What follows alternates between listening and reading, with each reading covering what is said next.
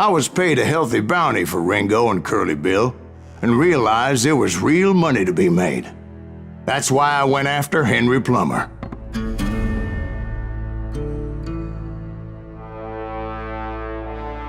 Wasn't he the sheriff who augmented his income by shaking down miners and robbing gold shipments? That's the one. Oh yeah, I remember him. He ran that gang of thieving outlaws called the Innocents.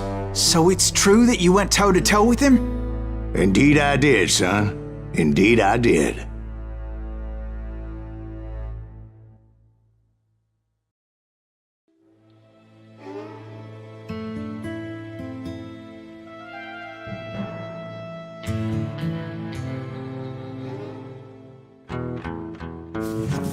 I knew I needed resources if I was going to track down Roscoe Bob Bryant, and hunting Plummer looked like a good way to get rich quick. As the local vigilantes exposed him as the leader of the bandits, and put a generous price on his head. Plummer rallied his gang to plunder one last gold mine before making their escape, and that's where I thought I'd find him.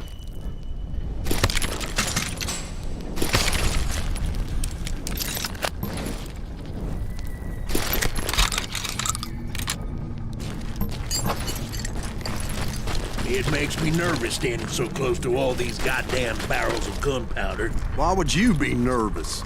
No one has the cojones to come after us.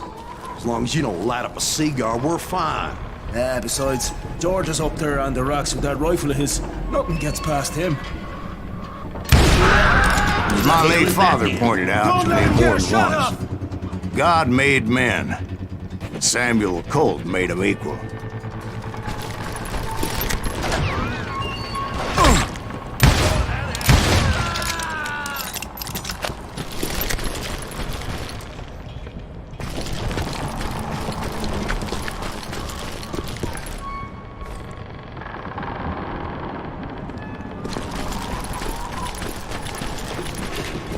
I knew that dynamite wasn't mine, so I decided the polite thing would be to return it. It was the biggest gold rush since Sutter's Mill in '48. Unfortunately, prospectors weren't the only ones drawn to those riches. There were thieves and killers, robbing travelers and hijacking gold shipments. Like those that ran with Plummer. Some were just regular folks I knew from town, drawn by greed and easy pickings. Charlie Crow, the blacksmith. James, who worked in the stable. Sam and Jeremiah Barber, the butcher's son. Ordinary citizens who lived a double life. Stealing and thieving and murdering their neighbors.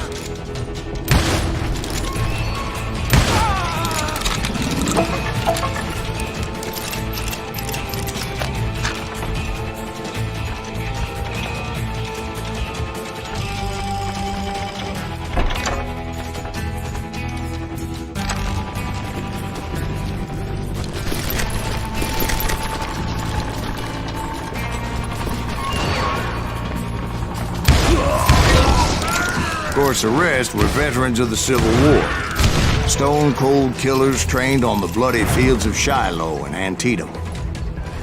Plummer had a lot of men on his payroll. A hell of a lot. That son of a bitch pretended to protect the public with one hand while stealing them blind with the other. He set up a defensive perimeter which I had no idea how to breach. Dangerous, desperate individual. I was outnumbered and in way over my head, but I was too damn stubborn and stupid to realize it.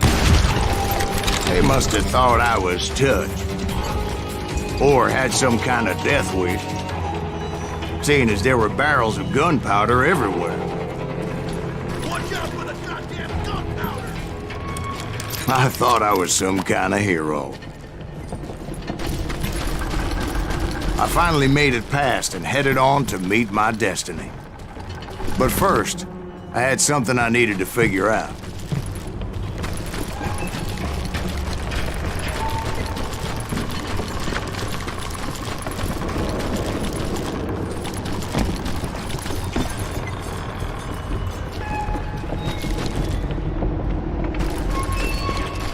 I had a few ideas on how to get into that mine, but once I made my decision, I knew there was no turning back.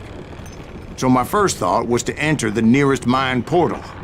I saw an entrance. Made sense.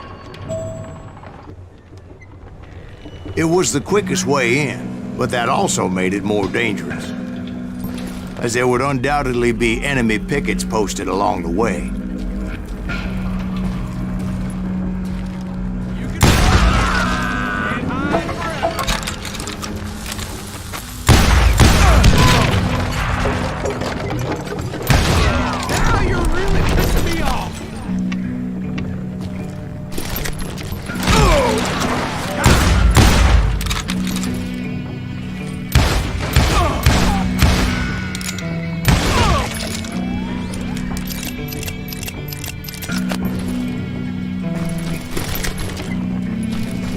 Besides, once you enter a mine like that, it's easy to get all turned around. And that confusing maze of corridors wouldn't even be the worst of it.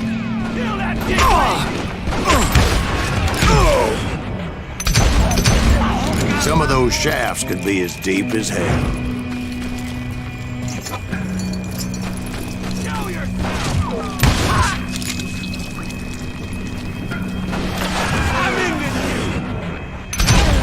A single stumble or misstep can easily end in a deadly plunge to oblivion. Let's do this!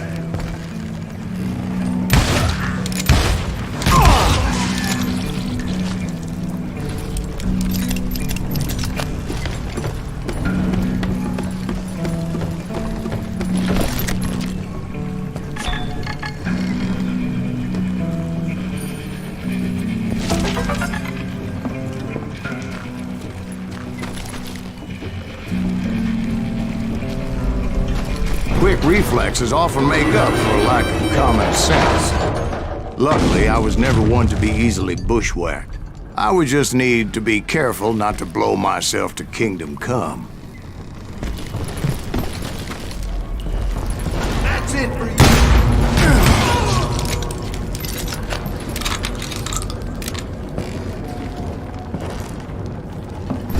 Surprise! With all that gunpowder and dynamite everywhere, a body has to know what he's shooting at.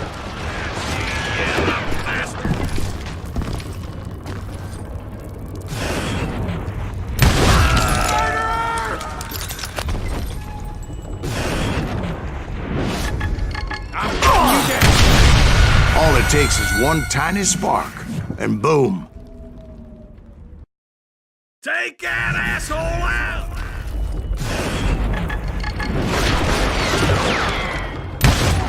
Blow your shit.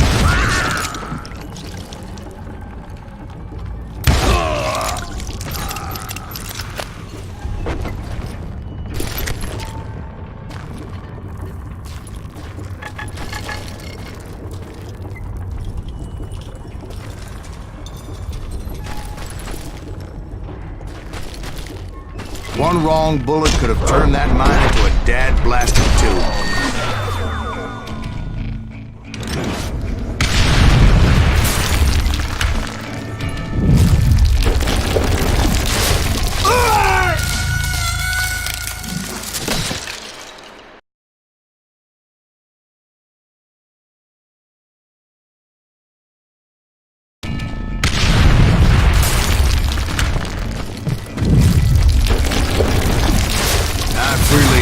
My plan of attack was not just moronic, but clearly insane.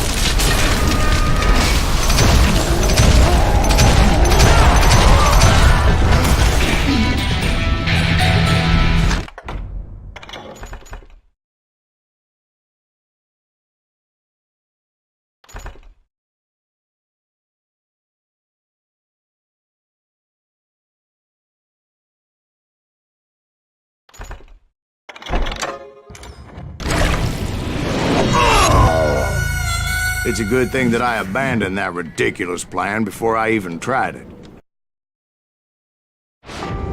Instead, I spotted a ladder, a way into the mine from the opposite side.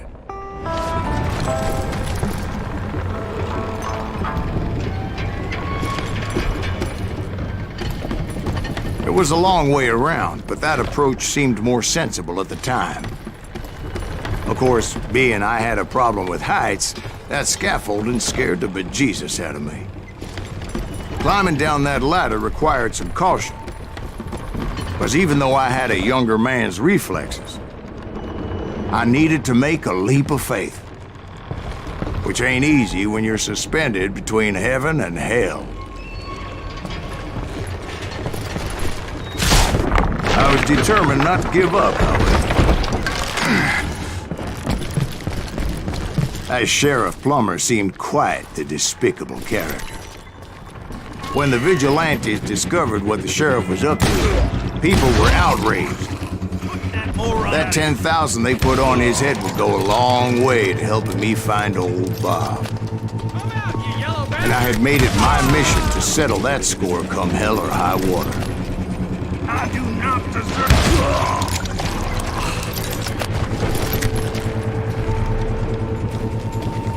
But first, I would have to make a choice.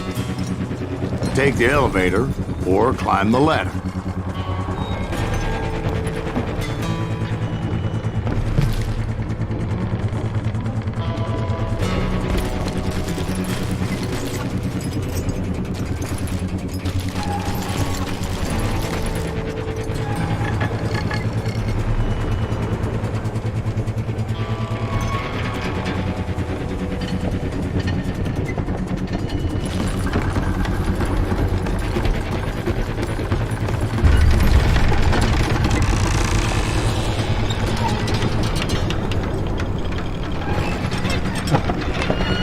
I wanted to use the element of surprise.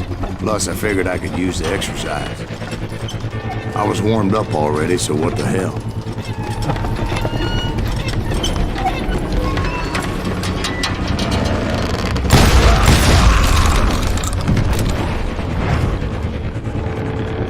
Plummer was a mad dog killer, and the people of Nevada City deserved better. Nevada City? Well, I thought Plummer met his maker in Bannock, Montana. Right, well, he was the sheriff of both places at one time or another, but that's neither here nor there.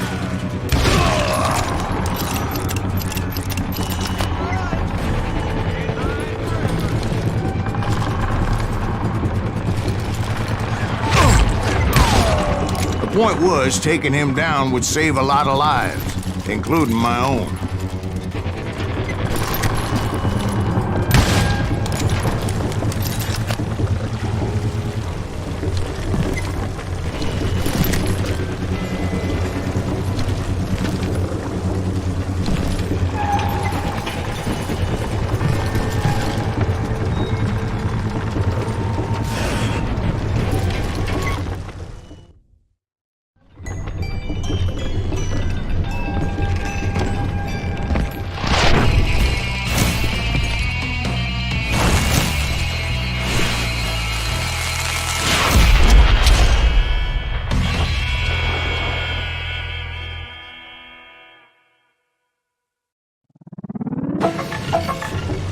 They're gonna need a dustpan to pick you up! This day is gonna get worse and worse for you, ain't it?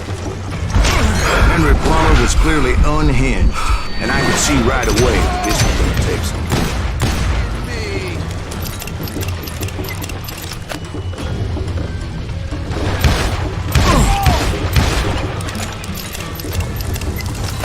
You are really chapping my ass!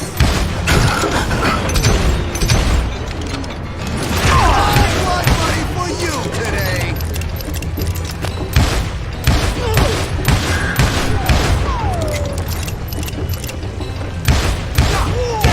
I need some help here! Come on, boys! Take this cocksucker out!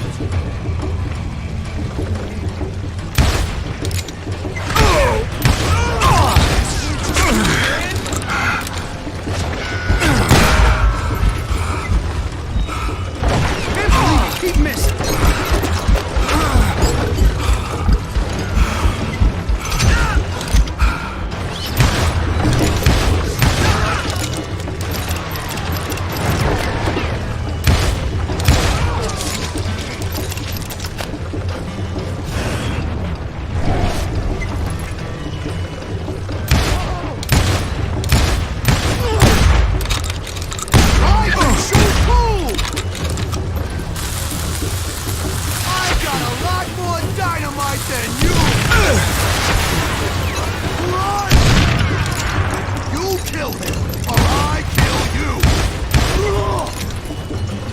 going all medieval on your ass.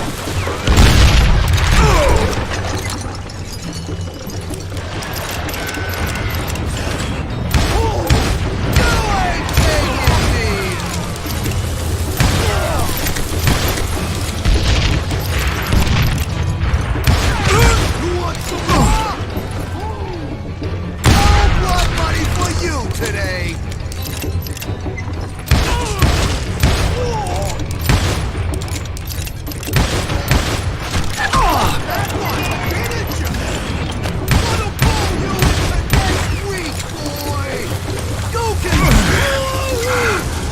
So that's how Henry Plummer died. Him and his crew were worth their weight in gold. And now, I was officially a bounty hunter.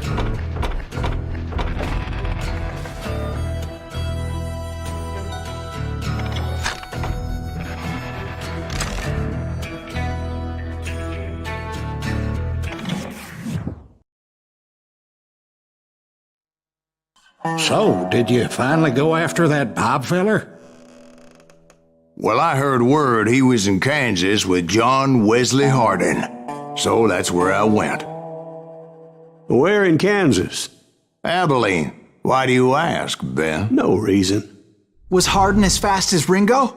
Ringo was fast, but John Wesley was as fast as the devil himself.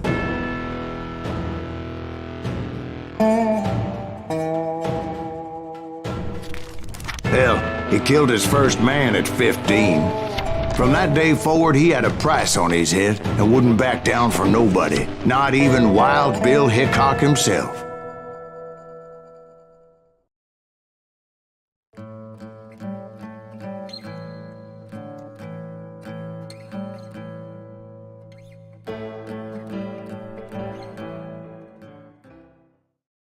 I dodged death many a time, and that night in Abilene was no different.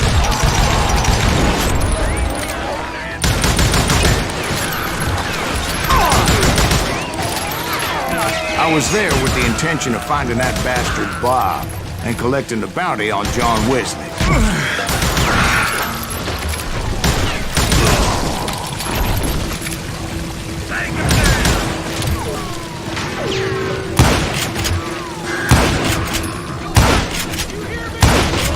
I thought the Texas Rangers got Hardin. Yeah, that's what they want you to believe.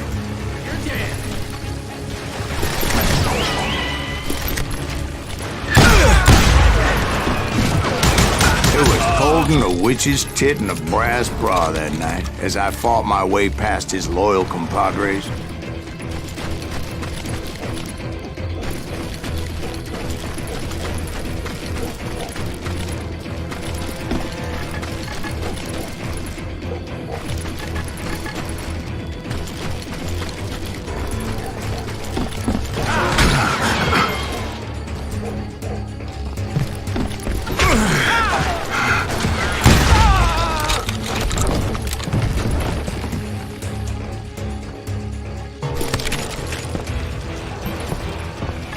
The very same saloon we're sitting in today. Look around and imagine this place painted in blood.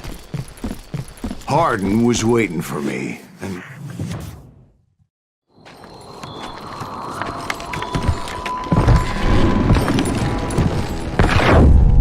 Wait, I'm jumping the gun here. Let me back up and give you some background on this sumbitch. He deserves that much. Don't you think so, Ben? John Wesley Hardin was a killer. By the end, he confessed to taking the lives of 42 men.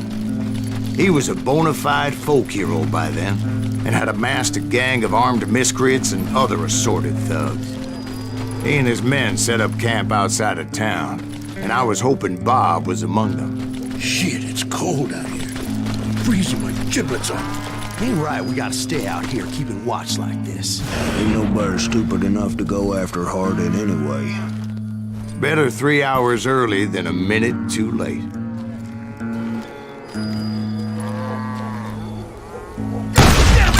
Shoot that son of a bitch! They didn't ask why I was there. They knew. Most of them were wanted as well. I had to spill a lot of blood to find out Hardin wasn't in that camp. He was carousing in town with his closest friends. Hardin's boys apparently didn't want me to reach the Bull's Head. Some were hightailing it into town to inform their jefe of my unwelcomed presence.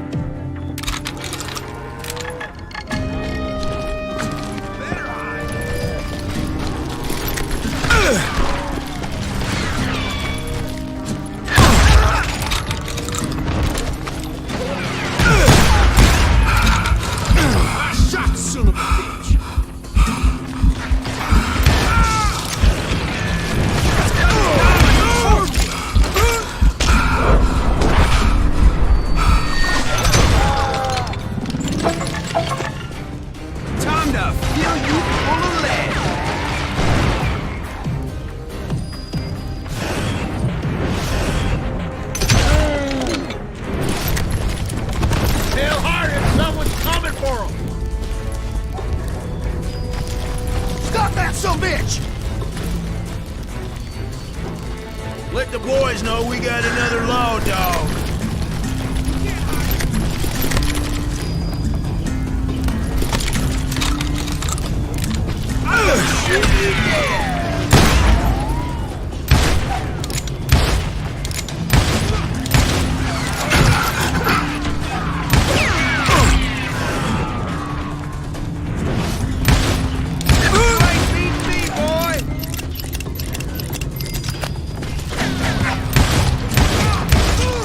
I wondered if Bob was among them.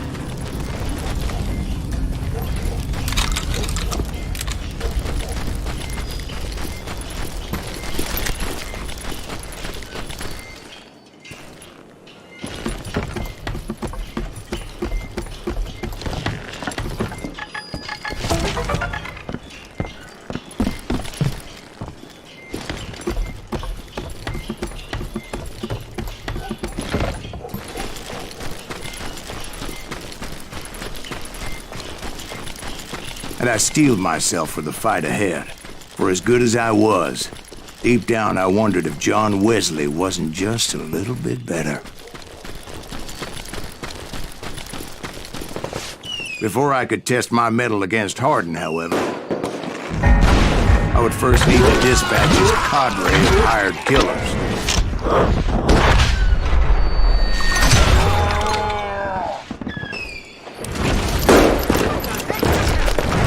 Most of these degenerates were beyond redemption, but John Wesley might have been a different story.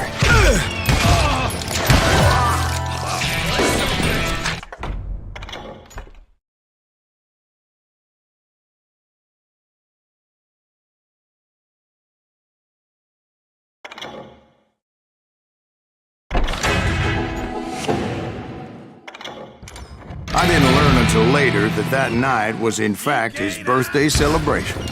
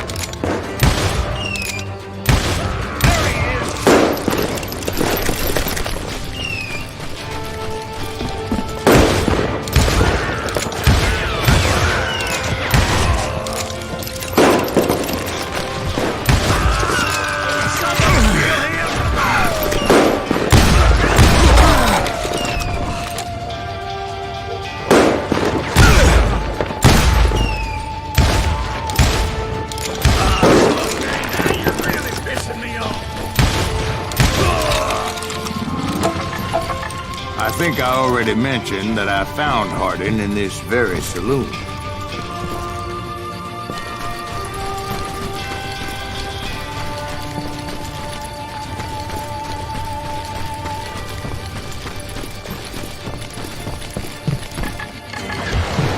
Suffice it to say, Nobody there was happy to see me.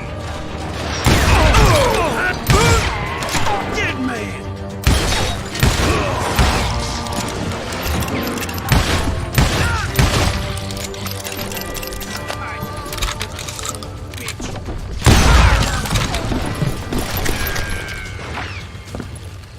You bastard!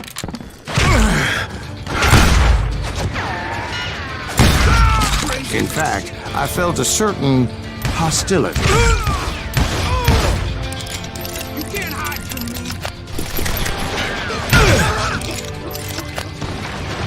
You just met your match!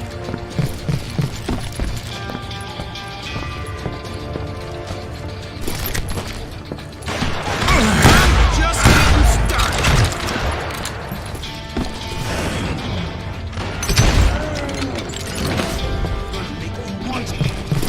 I was disappointed that neither Bob nor John Wesley were among the dead. But that was short-lived, as a moment later I was facing down the fastest gun in the West.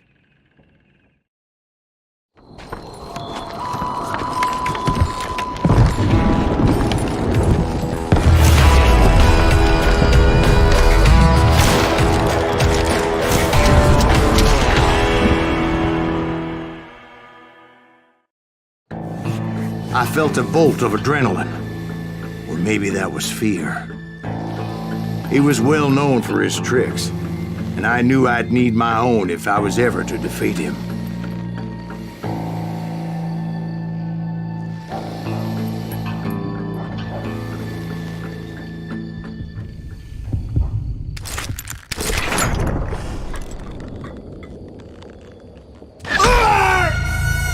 No, wait! He didn't hit me then. I'm sure of it.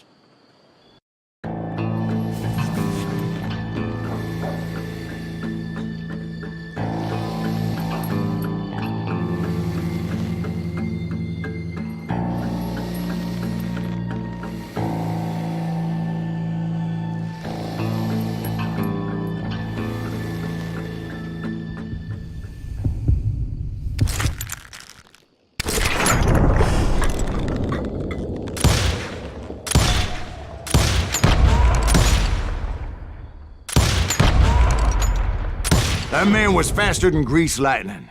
But being inebriated as he was, he didn't count his shots. And now, he was at my mercy. So he didn't die? No, I sent him to prison. Years later, after he was free, some restless avenger took his life. Shot him in the back in a saloon just like this one. Anybody up for another beer? Ben?